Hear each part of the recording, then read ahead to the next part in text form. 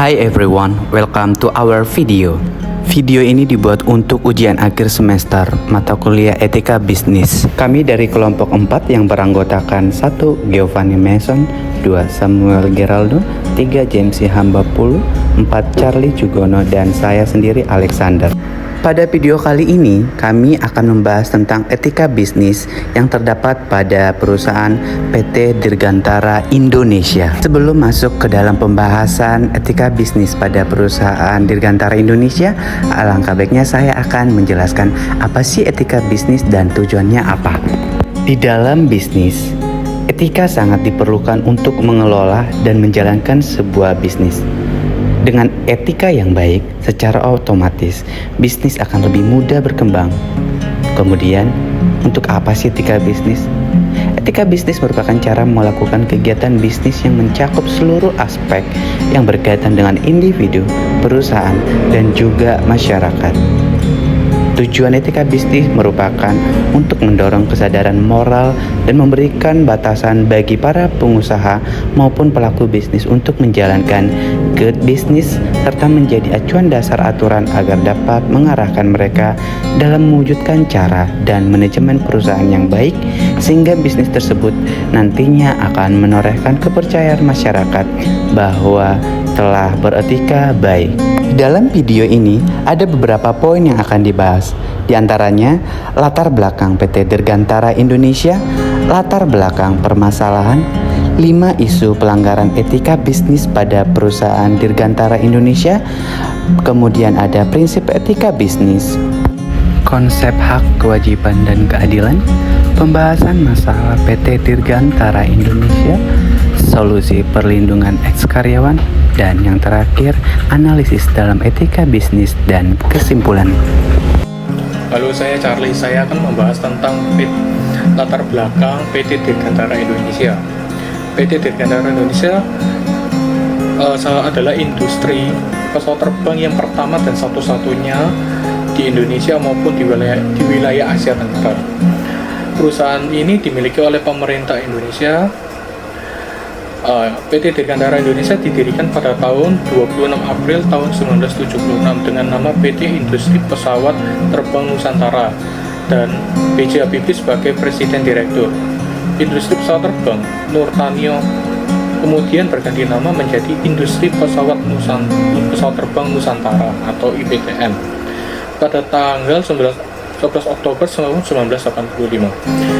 Setelah diresmikan, IPTN kemudian berubah nama menjadi Dirgantara Indonesia atau PT DI pada tanggal 24 Agustus tahun 2000. PT Dirgantara Indonesia tidak hanya memproduksi berbagai pesawat, tetapi juga helikopter, senjata, serta menyediakan pelatihan dan jasa pemeliharaan atau maintenance service untuk mesin-mesin pesawat.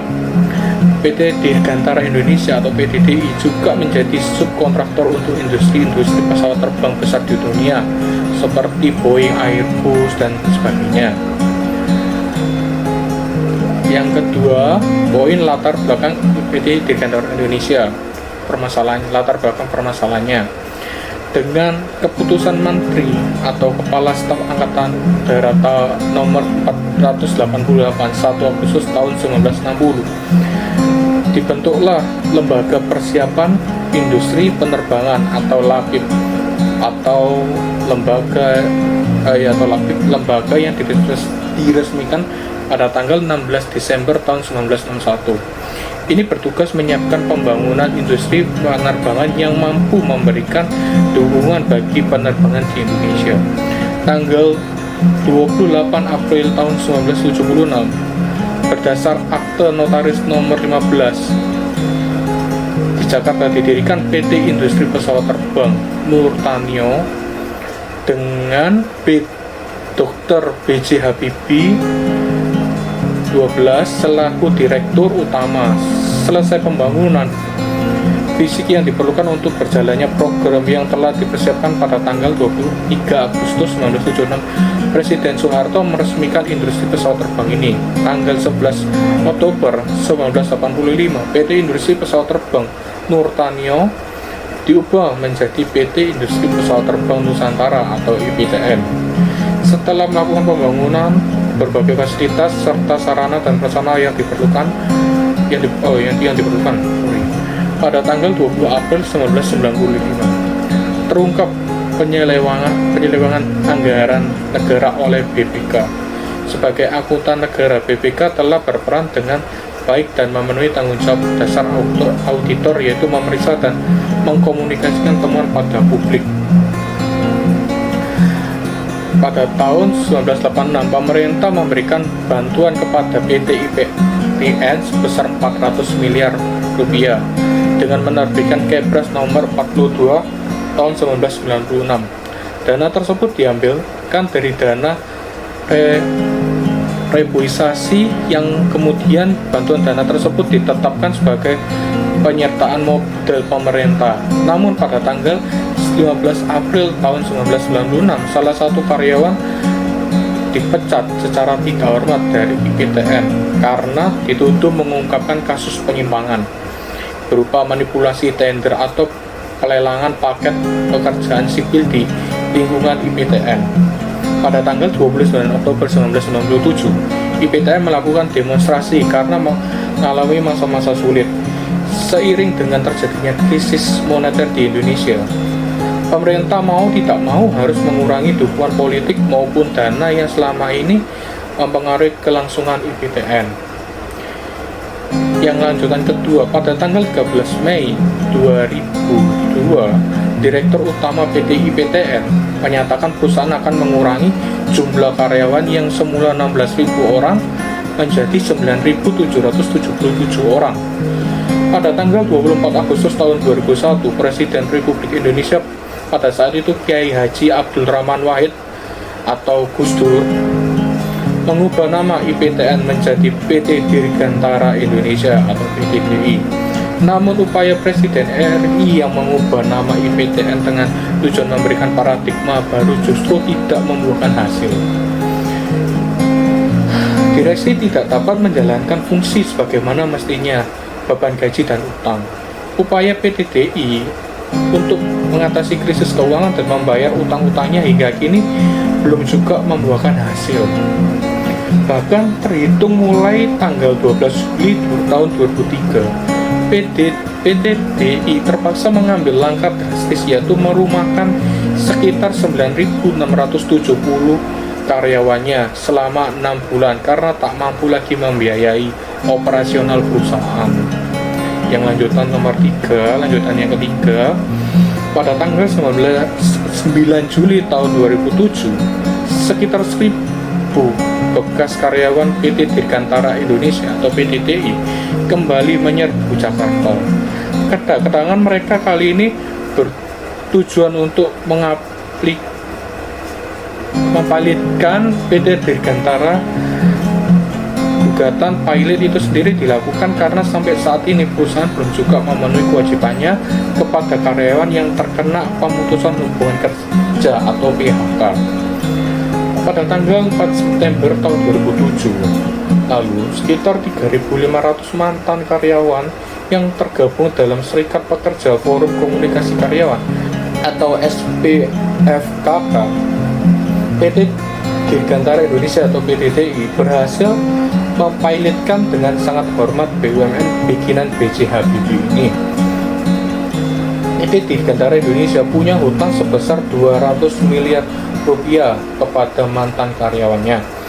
PT Dirgantara Indonesia juga punya hutang kepada 332 kreditur lain.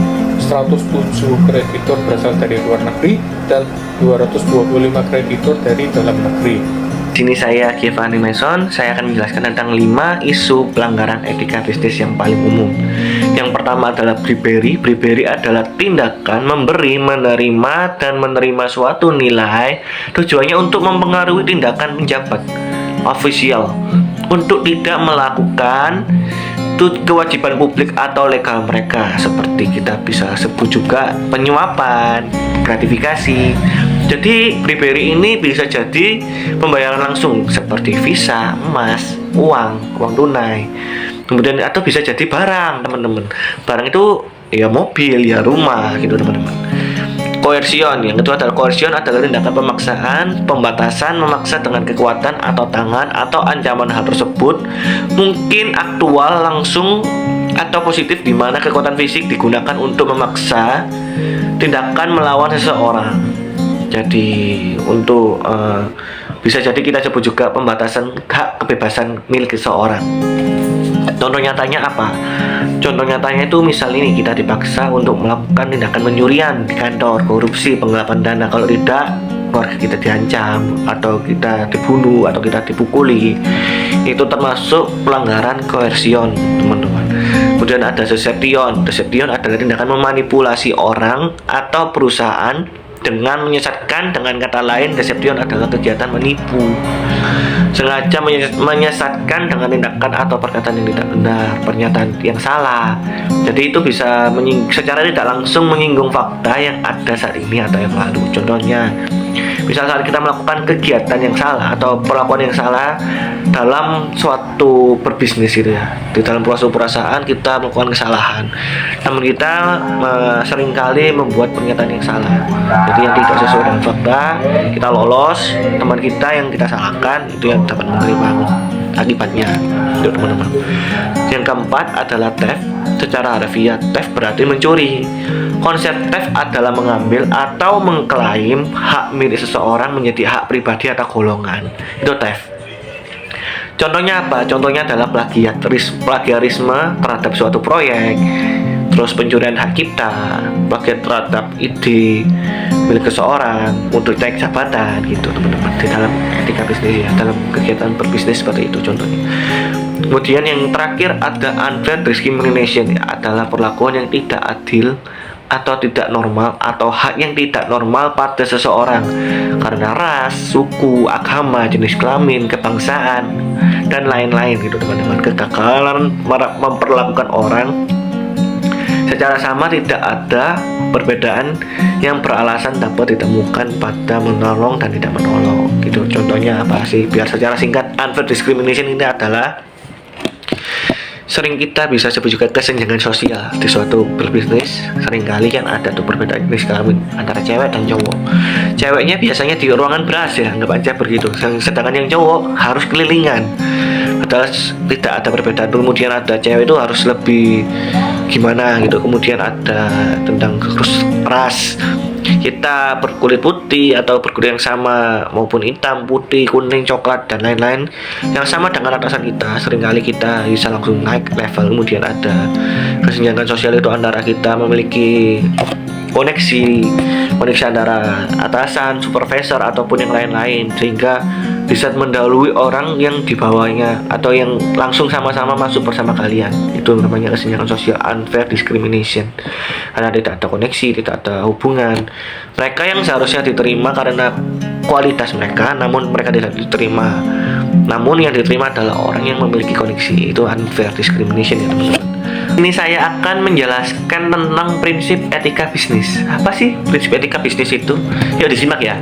Jadi prinsip etika bisnis itu ada 3, teman-teman. Yang pertama ada egoisme, yang kedua ada utilitarianisme, dan yang ketiga adalah tentang teori Kant and deontologi.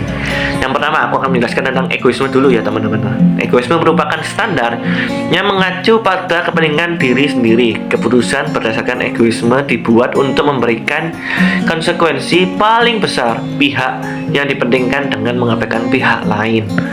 Tindakan meninggalkan diri sendiri tersebut dapat berupa jangka pendek dan jangka panjang.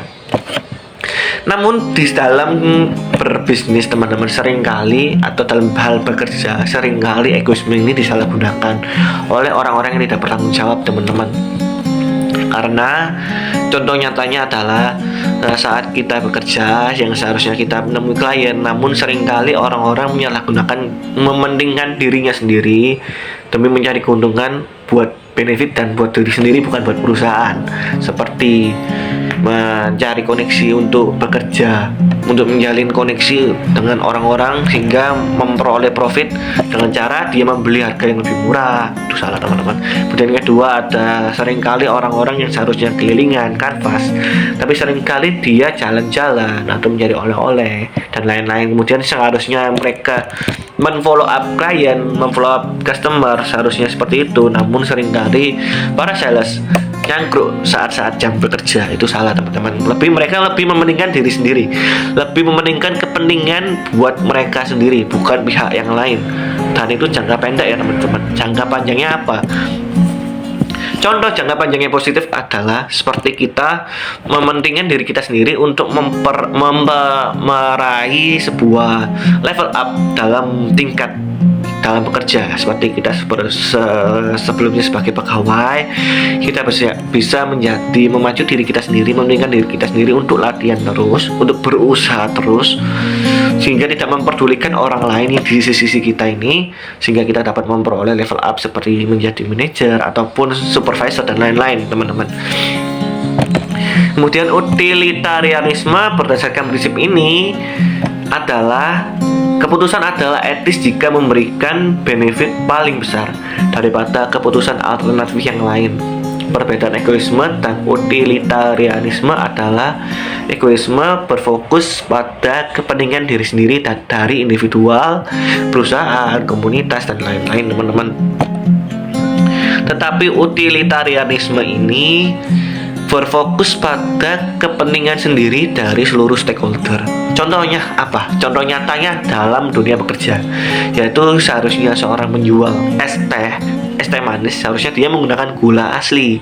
Namun seringkali menjual es teh manis ini menggunakan gula-gula buatan, yaitu yang gula-gula yang buat kita sakit tenggorokan dan lain-lain. Tapi yang menguntungkan dia lebih banyak, teman-teman, karena gula buatan itu harganya jauh lebih murah dibandingkan harga gula yang asli, teman-teman. Jadi otomatis si penjual ini akan mendapatkan profit yang berkali-kali lipat dengan kejadian seperti itu.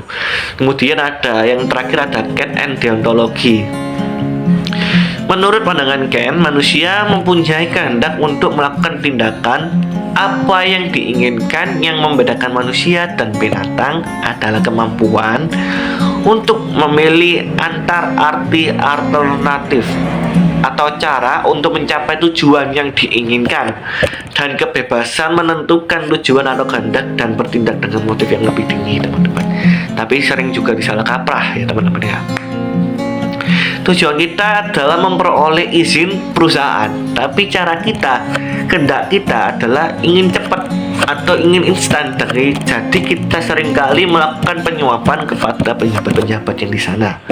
Itu contoh dari negatifnya. Contoh positifnya adalah kita saat memiliki tujuan untuk sukses, motif kita adalah usaha adalah nomor satu, teman-teman, dalam meraih kesuksesan itu. Jadi kita seringkali gagal, tapi seringkali juga kita berusaha dari kegagalan itu. Jadi jangan menyerah dalam berbisnis itu, teman-teman. Itu seharusnya contoh yang harus diterapkan dalam kehidupan sehari-hari, dalam beretika bisnis, bukan sebaliknya seperti tadi menyuap, terus ada pemaksaan, kemudian ada plagiarisme, habis itu ada koneksi nih antara sesama dan bos, tapi kita menyalahgunakan itu. Jadi ada seringkali membuat pernyataan salah, kemudian ada kesenjangan sosial dan lain-lain. Di sini saya akan membahas tentang konsep hak, kewajiban, dan dasar keadilan. Yang pertama, konsep hak. Hak ilegal adalah hak yang ada akibat dari aturan hukum yang berlaku. Pada dasarnya, hak ilegal ini memiliki hak akibat dari aturan tersebut dan memiliki hukum yang berlaku, sehingga barang atau aturan yang berlaku terhadap barang tersebut memiliki hukum untuk menjaga suatu barang untuk tidak mempunyai barang-barang yang ilegal. Selanjutnya saya akan membahas tentang kewajiban kontraktual. Di sini adalah hak dan kewajiban yang dibatasi dengan ikatan kontrak tertentu. Jika kontrak habis, maka hilang pula hak dan kewajiban yang dimiliki. Nah, kewajiban ini mempunyai dasar yang dibatasi dengan ikatan kontrak. Misalnya suatu perusahaan memiliki kontrak untuk menjalankan bisnisnya. Ketika perusahaan itu habis kontraknya, maka perusahaan tersebut diberhentikan masa jabatannya. Nah, maka hilang pula hak dan kewajiban yang dimiliki suatu perusahaan beberapa kewajiban atau merkuri di sini. Yang pertama, seorang yang memperoleh hak pada barang dimiliki holding sesuai dengan prinsip keadilan dalam akuisisi mempunyai hak dan barang tersebut. Seorang yang punya hak pada barang miliknya sendiri yang sedang ditransfer ke orang lain yang berhak atau mempunyai hak pada barang tersebut. Yang ketiga, tidak satupun yang mempunyai hak pada barang dengan mengecualikan prinsip 1 dan 2. Di sini seseorang adalah dia mempunyai hak pada barang milik yang sedang ditransfer, atau dia mempunyai hak pada barang tersebut dengan mengecualikan prinsip tersebut. Selanjutnya, konsep dasar keadilan. Di sini ada 5 konsep dasar keadilan. Yang pertama, distribusi positif. Masyarakat mempunyai banyak benefit dan beban yang harus didistribusikan pada anggotanya. Alokasi dapat dilakukan dengan pembagian yang sama setiap orang berdasar kebutuhan usaha, jasa, dan kontribusi sosial.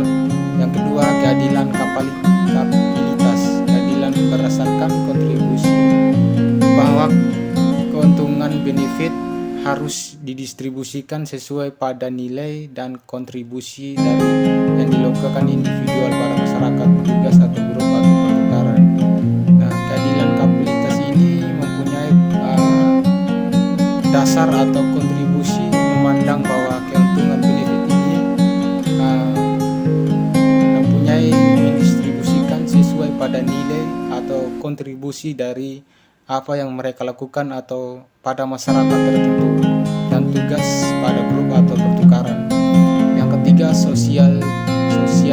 Keadilan berdasar kebutuhan dan kemampuan prinsip sosial, berdasar pada ide bahwa orang menyadari potensi manusia mereka dengan kemampuannya dalam kinerja produktif.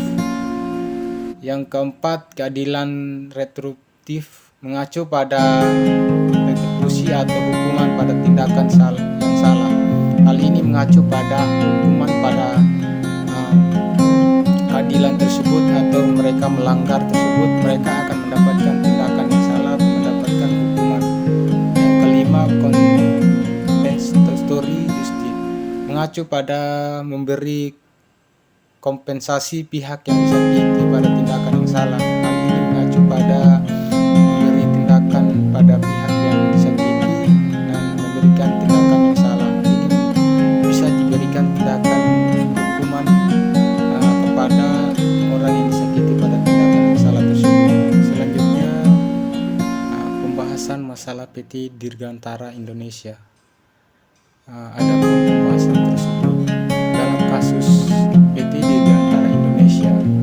PT Dirgantara Indonesia adalah dalam melakukan rasionalisasi karyawan dari 16.000 orang menjadi 4.000 orang, karena PT Dirgantara Indonesia ini telah menyesuaikan keputusan yang diambilnya dengan kondisi Indonesia yang pada saat itu mengalami krisis ekonomi. Krisis ekonomi tentunya pernah diinginkan, tapi juga bukan suatu hal yang dapat dihindari jika melihat perekonomian global pada saat itu. Jika tidak melakukan rasionalisasi karyawan, maka PT Dirgantara Indonesia bisa mengalami kebangkrutan karena harus menanggung gaji dan upah dari 16.000 karyawan dalam kondisi krisis ekonomi yang dialami Indonesia.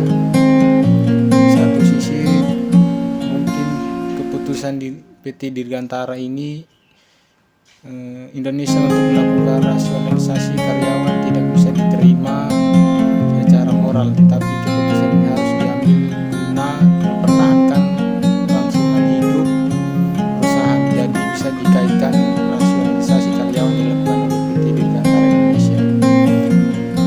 Selanjutnya, pembahasan yang kedua, pada 4 September 2007 PT Dirgantara Indonesia dinyatakan valid karena dinilai tidak mampu membayar utang berupa kompensasi dan manfaat pensiun dan jaminan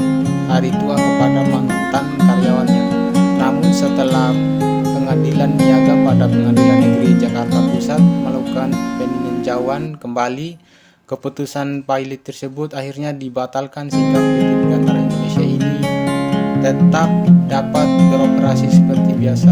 Satu hal yang perlu diapresiasi yaitu walaupun dalam kondisi Indonesia yang mengalami krisis ekonomi, PT Dirgantara Indonesia tetap melaksanakan tanggung jawabnya dalam biaya kompensasi karyawannya, manfaat pensiun dan jaminan hari tua bagi karyawannya. Hal ini telah mencerminkan bahwa PT Dirgantara Indonesia adalah perusahaan yang beretika dan memiliki kesadaran moral serta menjalankan tanggung jawab moralnya.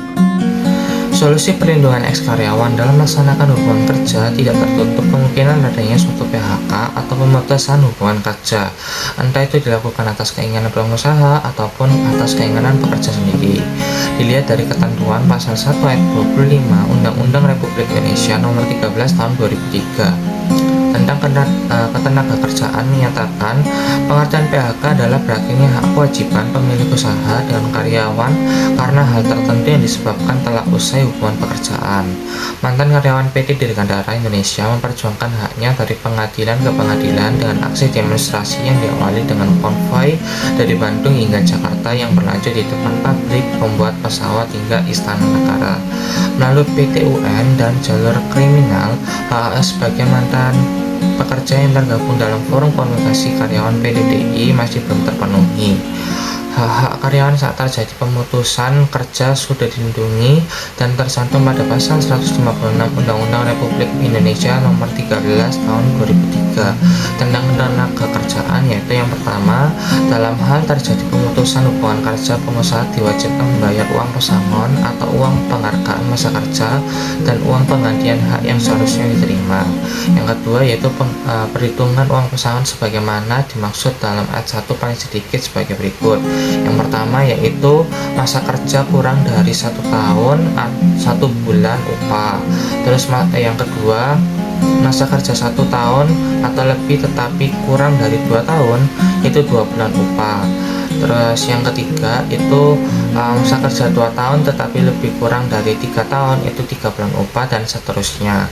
Lalu yang ketiga, yang terakhir yaitu penghitungan uang penghargaan masa kerja sebagaimana dimaksud dalam ayat 1 ditetapkan sebagai berikut.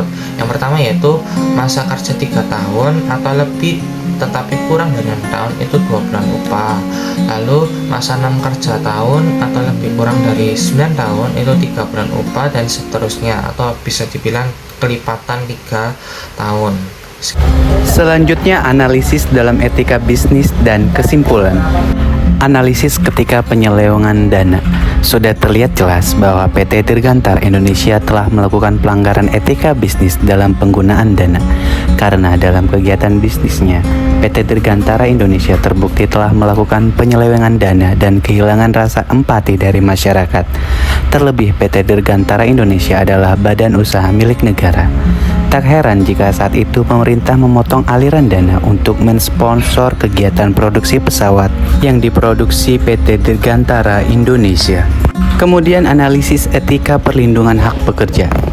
Dalam segi perlindungan karyawan, PT Dirgantara Indonesia sudah jelas melakukan kasus yang merugikan pihak pekerja yang telah bekerja keras untuk mendapatkan nafkah. Namun karena berperilaku jujur dan melaporkan adanya penyelewengan dana kotor yang dilakukan audit perusahaan, ia malah dipecat secara tidak hormat dan tidak diberikan tunjangan apapun. Bagaimanapun seharusnya ada proses disiplin yang lain kepada karyawan tersebut karena mencoreng nama perusahaan tanpa melakukan pemecatan. Terlebih itu dikarenakan masalah perusahaan itu sendiri. Yang terakhir, analisis etika perlindungan dan pendampingan eks-karyawan atau PHK. Dalam etika perlindungan sumber daya manusia, pihak PT Dirgantara Indonesia sepatutnya memberikan apa yang sudah menjadi hak bagi mantan karyawan PHK tanpa menunggu pengadilan tinggi turun tangan. Hal ini menunjukkan sifat keefisienan dan paradigma tidak kebertanggung-jawaban PT Dirgantara Indonesia dalam menjalankan bisnisnya.